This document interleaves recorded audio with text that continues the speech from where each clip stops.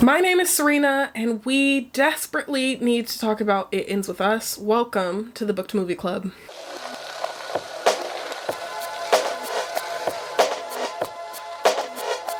If you're a Colleen Hoover stan, like you love her down, you're probably gonna hate this video. I apologize in advance.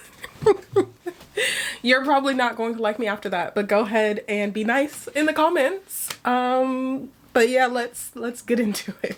So I recently read It Ends With Us by Colleen Hoover because my best friend Gabby forced me to. She had a pew pew till my noggin and forced me to read this book. So I did. I obliged as the good friend that I am. And we actually just went to go watch it today. It's August 9th. We went to watch it. I know it came out yesterday apparently, so I'm a day late, but we watched it. I read it, I've watched it, let's talk about it. Before we get into it, I should say a brief trigger warning. We are going to be discussing domestic violence throughout this movie. That is throughout this video. That is a core part of the book and the movie, and so it will be discussed today. It Ends With Us was written by Colleen Hoover, the infamous TikTok famous American author who in 2023 was named one of Time magazine's top 100 influential people or something. She's written a ton of books and people love them apparently.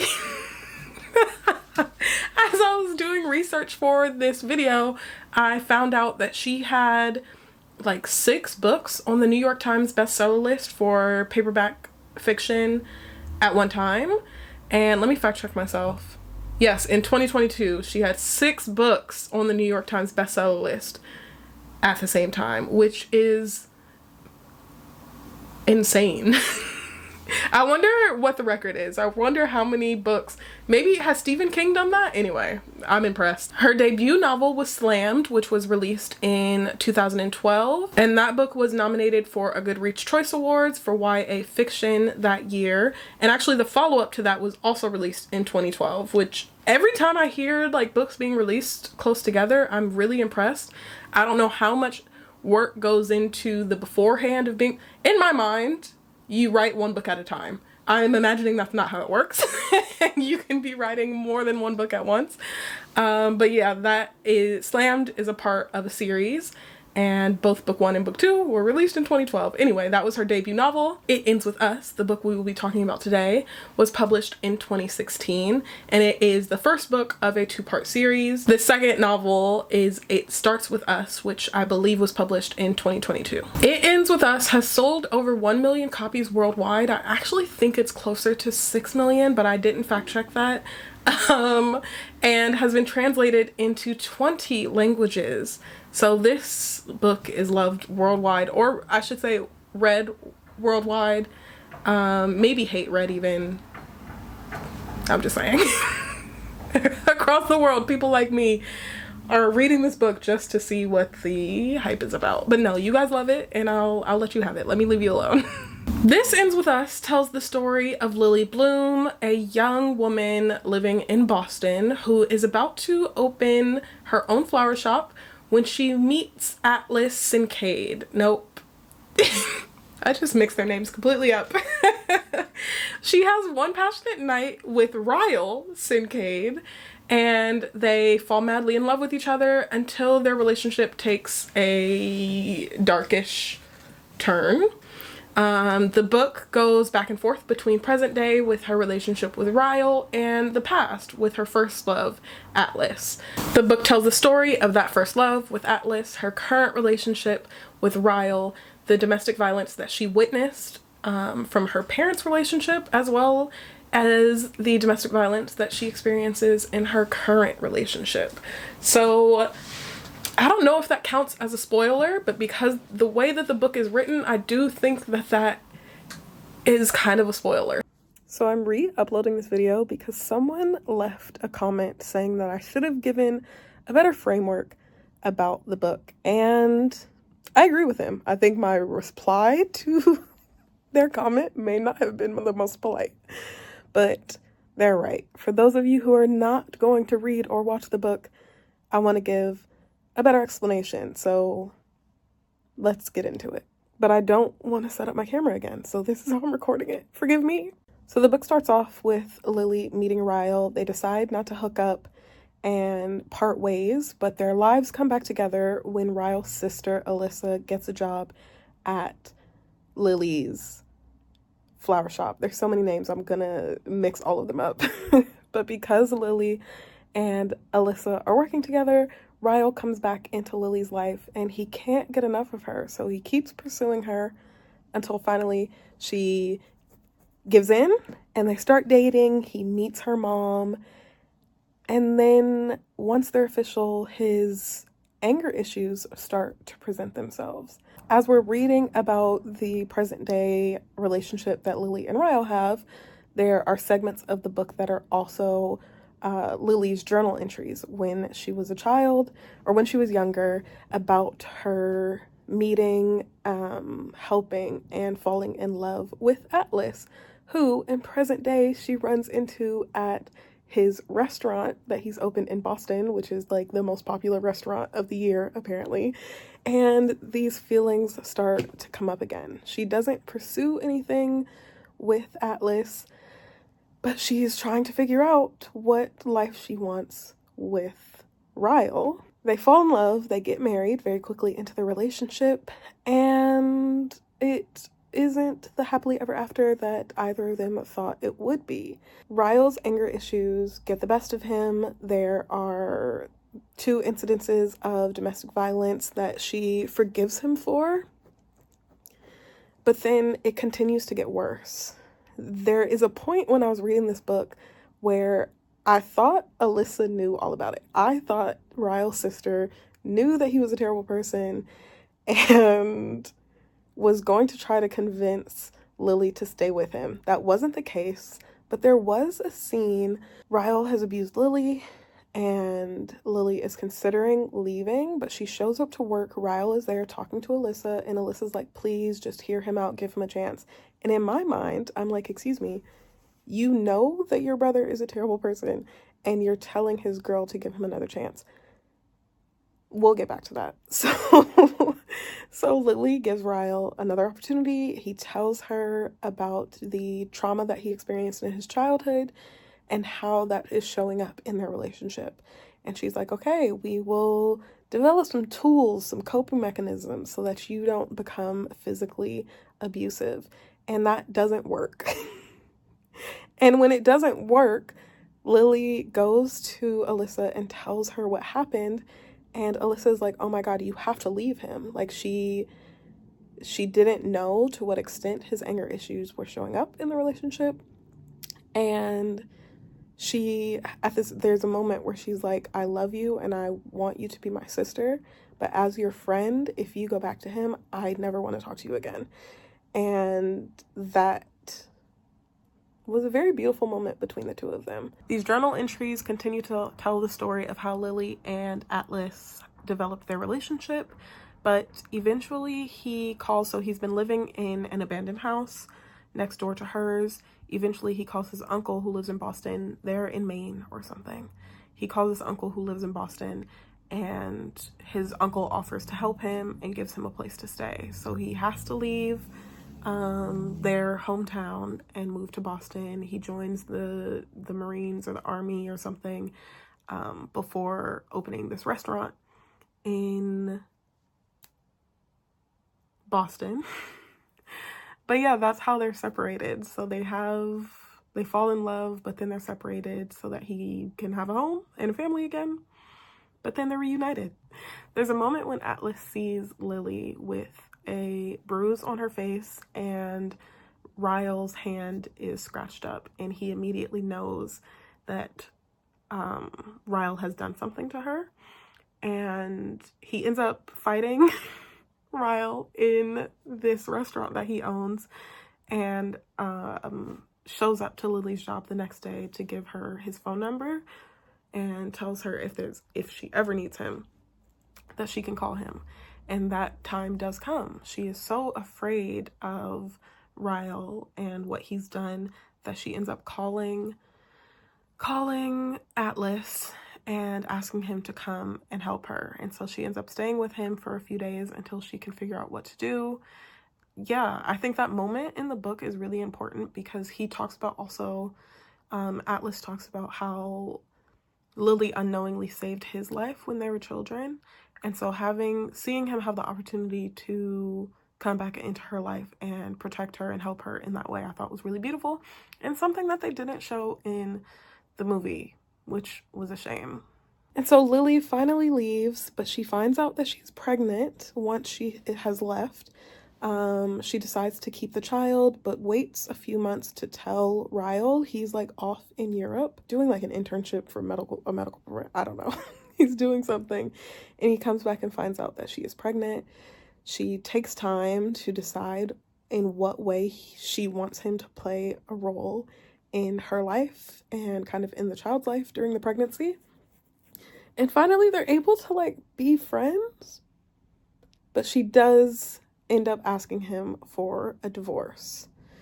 And so the book ends with her speaking to her newborn child, saying, "This cycle ends with us." And the way that it's written in the book is really beautiful. The way that Blake Lively delivers the line in the movie is terrible. But anyway, I didn't like this book, so it's really hard for me to take the time to describe what happened, but I hope that provides clarity.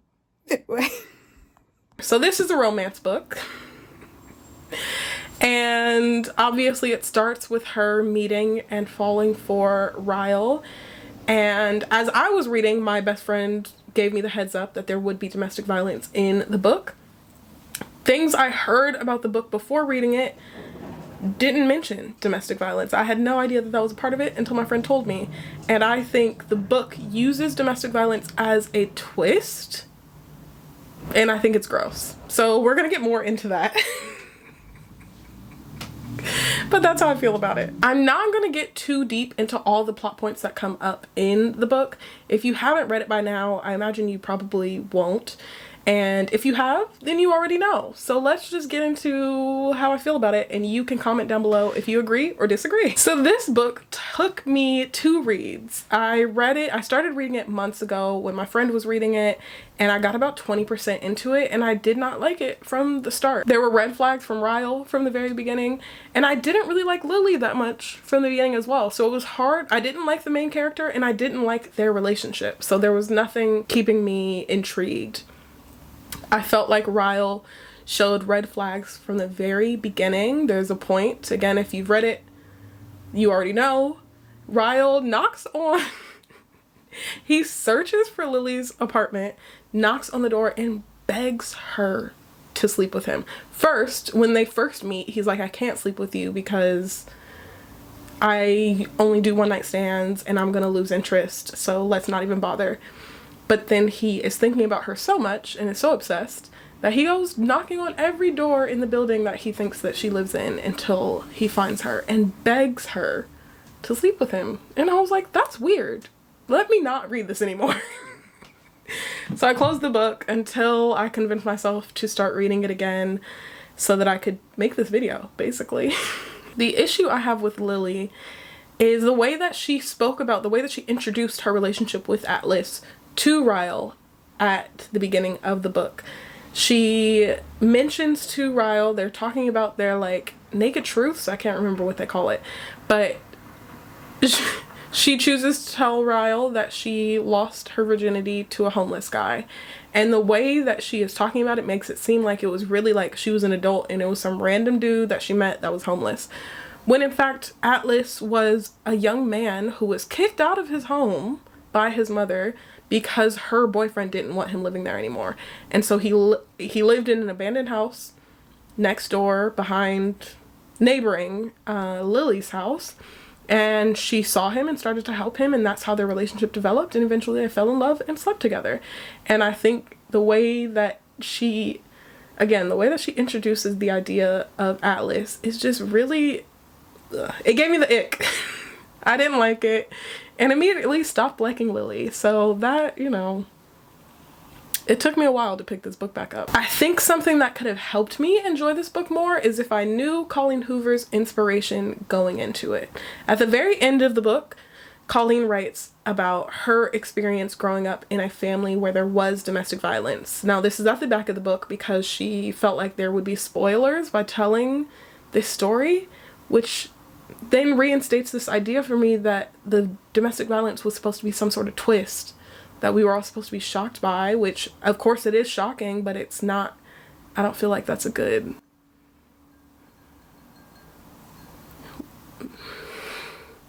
I don't like it. Like, why would you use domestic violence to be this twist in your... Anyway. Colleen Hoover tells the story of her life growing up and her mom choosing to leave her dad, and really wanted this book to be... to invite people to think about the gray areas involved in domestic violence in relationships. Colleen Hoover wanted to use this book to invite people to think about the gray areas that exist when you're thinking about domestic violence in relationships. That is done by sharing Ryle's trauma, his previous trauma. I keep wanting to say Atlas, I apologize. Ryle accidentally shot his brother when they were children. They were playing, what did they say? They were playing like cops and robbers or something, and their dad had a gun in the house. Ryle picked it up thinking it was a toy and shoots his brother, who ends up dying and has been holding this trauma and anger ever since. And in the book, it's used as a reason to explain why he abuses Lily. And it's also used as a reason why Lily wants to stay. She is understanding of this trauma and the impact that it has had on him and his family, and wants to be there to support him through it. But he isn't doing any work outside of the relationship to heal this trauma. And so how can you say you're trying if you're not actually doing anything about it? He should have been in therapy and he wasn't. So I don't understand how we were supposed to feel for him when he knows he's abusing someone and isn't actually doing anything about it. Anyway, that's my opinion. Even though I didn't really like the characters and I didn't really like the plot, there were some things about this book that I did like. So Lily writes, when she's younger, she has a journal, and all of her journal entries are written as letters to Ellen DeGeneres. And that was my favorite part of the book. I thought it was really charming and just really sweet to look into the life of this teenage girl who wanted to talk to somebody about the things going on in her life. Also, Colleen's writing style, there is something about it. This is the second book of hers and hopefully the last that I've read. But there is something about the way that she writes that really makes you want to keep reading. Like, it was a pretty quick read. As much as I hated these characters, it felt like a quick read because there's something about her writing that makes you want to find out what is happening next. That doesn't make a book good, but she knows how to write, and that's all I know. I'm not a writer, so I don't know how she does it. But something about it did kind of make me want to know what was going to happen next and make me want to keep reading. And maybe that was actually Atlas and Lily's relationship. Maybe knowing that there would be more journal entries is what made me want to keep reading. I don't know, but that's what boosted it. This would have been... If I had to rate this book, I'm going back and forth. Initially I was like 3 stars, but I think I actually give it a 2.5. I think I give this book a 2.5, and that intrigue is what's making it a little higher. I think it actually could have been a 1.5. Something about her writing. I'm giving it a 2.5 and I'm sticking with it. That's my score for It Ends With Us. So this book has a 3.98 on Storygraph, and I want to read a couple of the reviews. So this reviewer gave it a 1.25 stars, and they said, "I'm afraid I might have lost a shameful amount of brain cells while reading this book. If I had to take a shot every time Ellen DeGeneres was mentioned, I would have severe alcohol intoxication. Also, the low-key, lighthearted approach of abuse was quite unsettling to me." Now here is a review from someone who gave it 5 stars. "Literally an amazing book. I cried and laughed and loved this book. Definitely touches on sensitive subjects, so be warned, but overall really, really good. Colleen never disappoints," which I firmly disagree with, but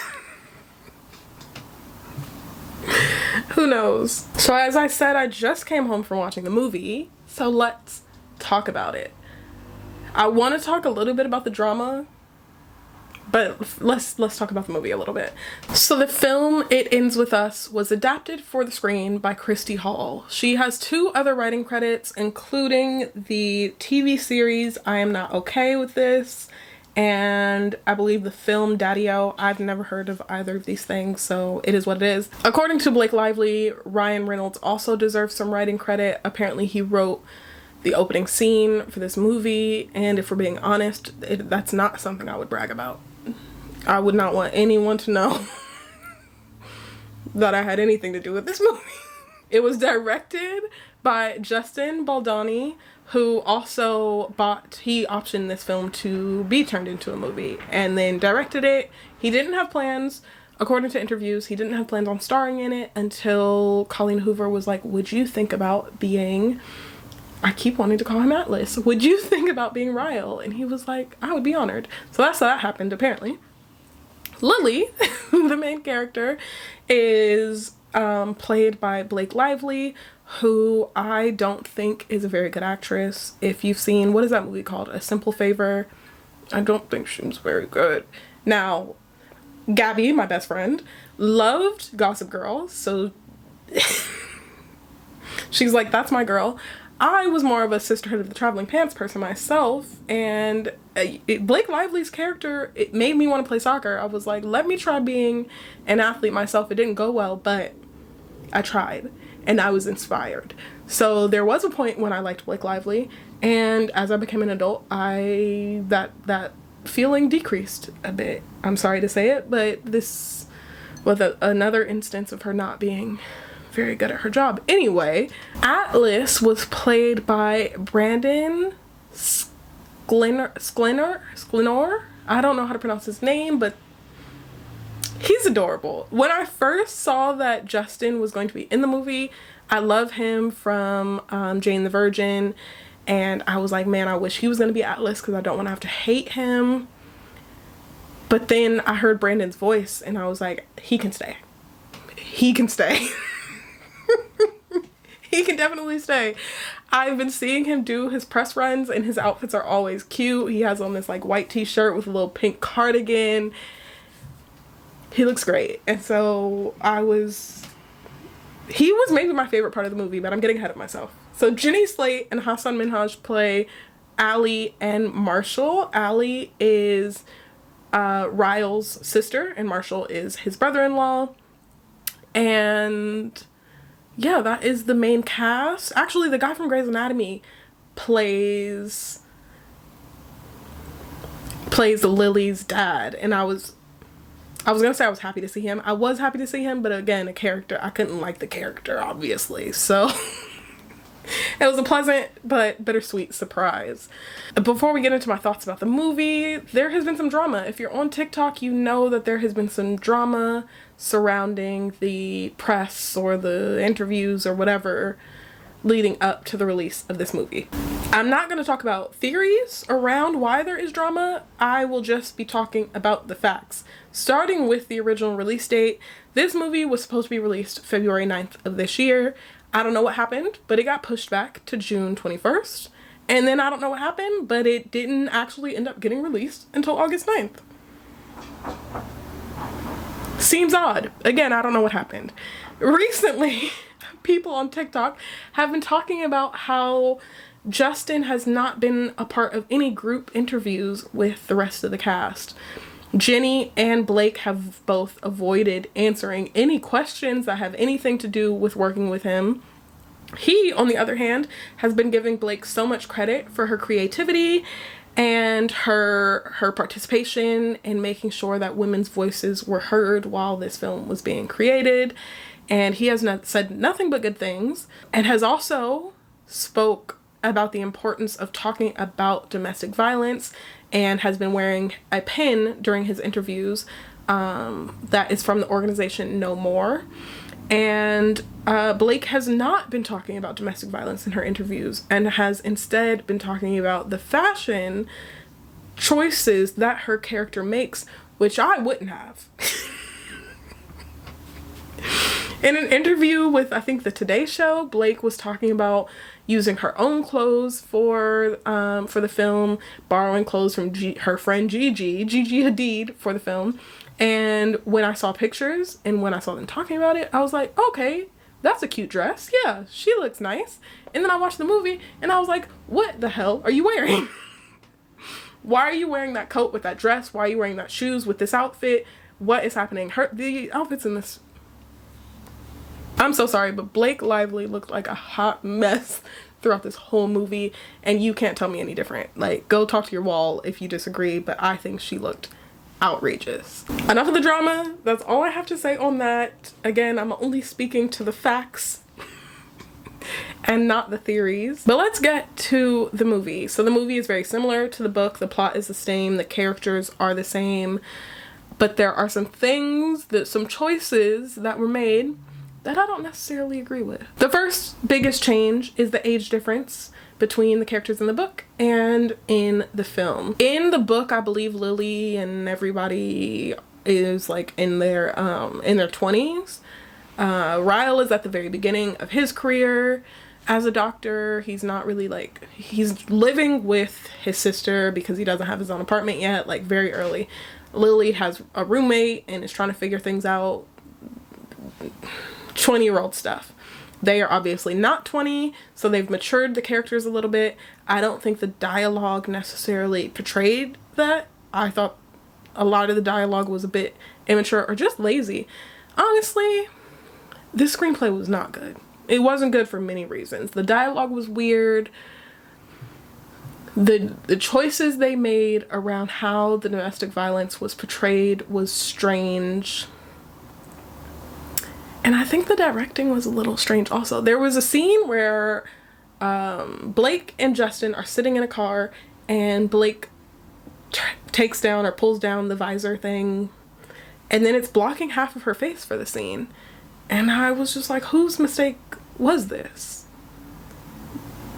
Why didn't anyone catch this? Mistakes were made and they shouldn't have been. My biggest issue, besides the lack of chemistry that Blake had with anybody, Blake didn't have none chemistry with not one man in this movie. It was really bad. But the biggest issue I had with this movie, again, was the way that the DV was portrayed. In the book, the first incident of domestic violence is chalked up to an accident. Ryle says it's an accident. Lily is like, it must have been an accident. Like, he burnt himself. It is what it is. The way that it's shown in the movie is a complete accident.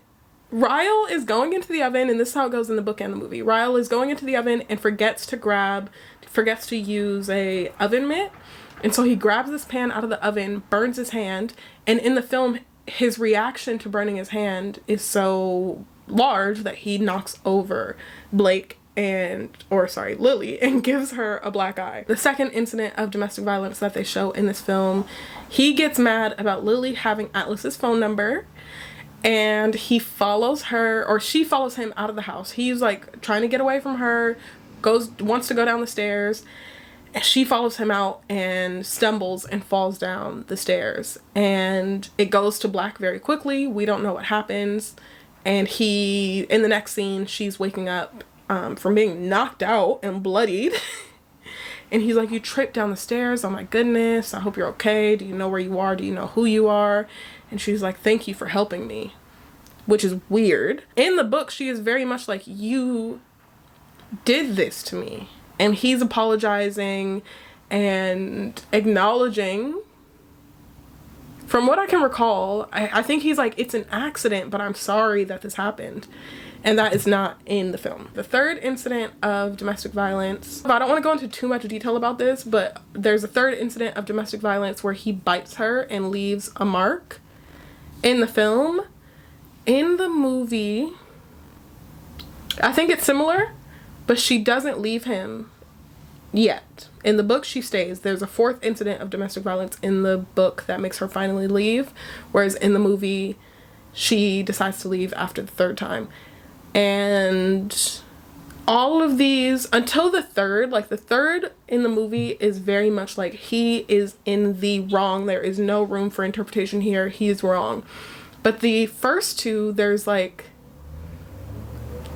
They really make it look like accidents. And I think if you haven't read the book, you may perceive them as accidents as well, which I think is not good. Like, this is supposed to be about a woman overcoming being in an abusive relationship. And it really doesn't give the viewer the opportunity to accept, like, there are no two ways about this. This is an abusive relationship. The gray area is too...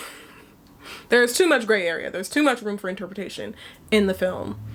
There is a scene where they flash back to the first two incidences of domestic violence, and they show that actually, again, it was so quick, up for interpretation. I think the intention, as someone who read the book, was to show that Ryle's actions were not accidents, but they're so fast, I don't know if the average viewer would have time to even take it in.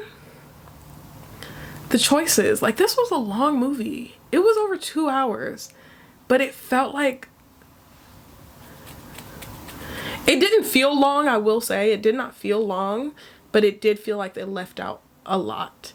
And again, in the same way that I felt that the domestic violence felt like some sort of twist in the movie, I also felt that way. Like, it became like this psychological thriller kind of scene. Just that moment, those few seconds, felt like they were supposed to, like, challenge you in some way, and it wasn't necessary. It wasn't necessary. I didn't like it. I think the movie was bad. I think it was poorly made, poorly executed. And if I had to give it a score out of 5, I feel like I have to do an out of 5 like I did for the book. I would give the movie 1 star. It's not good. Again, Blake Lively's acting isn't good. The screenplay isn't good. Even the parts written by Ryan Reynolds are not good. The directing isn't good. I'm sorry, James, but this wasn't it.